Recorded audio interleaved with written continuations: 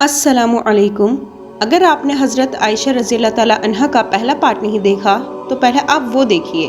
بسم اللہ۔ حضرت عائشہ رضی اللہ تعالیٰ عنہا کا خاندان ایک نیک خاندان تھا۔ ان کی والدہ کا نام حضرت رومن تھا اور ان کے والد کا نام حضرت ابو بکر صدیق تھا۔ حضرت رومن کا پہلا نکاح حضرت عبداللہ ازدی سے ہوا تھا اور ان سے ایک بیٹا ہوا تھا جس کا نام عبد الرحمن تھا۔ حضرت عائشہ رضی اللہ تعالیٰ عنہا 614 عیسوی میں پیدا ہوئیں۔ ان کے والد حضرت ابو بکر کا ذکر بہت خوبصورت انداز میں نوبل قرآن میں کیا گیا ہے۔ وہ ایک خالص اللہ سے ڈرنے والے انسان تھے، اللہ کے رسول کے ساتھ سب سے آگے اور پختہ رہنے والے سپورٹر تھے، جس سے وہ بہت پیار کرتے تھے، اپنی جان سے بھی زیادہ۔ حضرت ابو بکر کو یہ اعزاز حاصل ہوا تھا کہ وہ اپنے محبوب نبی محمد صلی اللہ علیہ وسلم کے پاس دفن ہوئے مدینہ منورہ میں۔ وہ اللہ کے رسول کی صحبت میں جنت میں داخل ہوں گے۔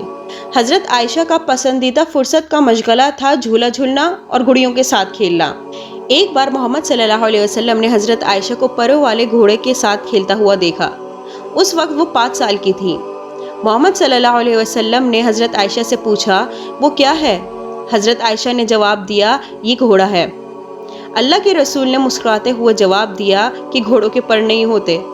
اس پر حضرت عائشہ نے فوراً جواب دیا کہ حضرت سلیمان علیہ السلام کے پاس گھوڑا تھا جس کے پر تھے۔ اس واقعے سے ان کے بارے میں پتہ چلتا ہے وہ سمجھدار تھیں، تیز مزاج تھیں، اچھی طرح سے باخبر تھیں مذہبی اور تاریخی سے، اور اتنی کچی عمر میں۔ حضرت عائشہ کی یادداشت ایک کمپیوٹر کی طرح تھی جس سے وہ کبھی ناکام نہیں ہوتی نظر آتی تھی۔ وہ شاید ہی کچھ بھولتی تھیں۔ نبی کریم صلی اللہ علیہ وسلم کی ہجرت کے وقت حضرت عائشہ اس وقت مشکل سے 8 سال کی تھیں۔ پھر بھی برسوں بعد اس تاریخ اور لمحاتی عقدہ کے بارے میں حضرت عائشہ کو معمولی تفصیلات یاد تھی۔ جب پہلی اسلامی ریاست عروج پر تھی، جب وہ مشکل سے 9 سال کی تھیں، جب وہ محمد صلی اللہ علیہ وسلم کے گھر میں شامل ہوئیں۔ یہ وہ وقت تھا جب محمد صلی اللہ علیہ وسلم کی پیاری اور حمایتی بیوی حضرت خدیجہ کے چلے جانے کی وجہ سے وہ غمزدہ تھے۔ انہوں نے اور ان کے چچا ابو طالب دونوں ہی نے اس عرب کے 2 سب سے انتہائی طاقتور قبیلوں کے سرداروں سے ان کو بچایا تھا۔ ان کی وفات کے ساتھ ہی انہوں نے خود کو تنہا اور الگ تھلگ محسوس کیا۔ تب انہیں اور ان کے وفادار پیروکاروں کو اتہاس میں دیکھے گئے سخت ترین مذہبی کا سامنا کرنا پڑا۔